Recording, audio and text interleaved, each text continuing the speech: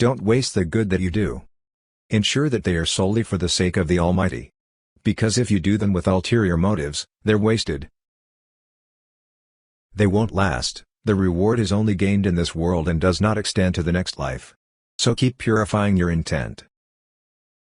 Blessed is he who's not attached to the worldly life, doesn't care much about people praising him and never worries about the criticisms of others. He takes everything in his stride and succumbs fully to the decree of the Almighty. His heart's content because he knows nothing lasts. When you feel like you can't keep going, turn your heart to the one who knows about every aspect of your life. Tell him you can't carry on. But he can. Only he can turn things around for you. Ask him to replace what's lost, mend what's broken and make you feel whole again. Almighty, on this blessed day, keep us safe from hypocrites and those who have bad intention towards us. Surround us with good people, those who spread positivity and constantly remind us of you. Guide us in all that we do, all the way to our ultimate destination, paradise. Ameen. Parenting is not an easy task. But no matter what obstacles you face, keep going. Keep leading by example. Keep being a role model for your children. The good we teach our children stays with them and will become a part of their daily lives. So plant good seeds in their hearts. We're only human and we tend to feel down or upset at times. But don't allow such feelings to interfere with how you communicate with others.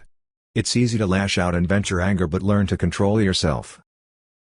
It's one of the hardest things to do. But the rewards are great. Understand that disappointment is not a bad thing. When something we dislike happens, we think it's a mistake. We get upset. We forget that the Almighty is in control. He sees things we don't. The bigger picture will emerge soon and we will thank him for his infinite wisdom.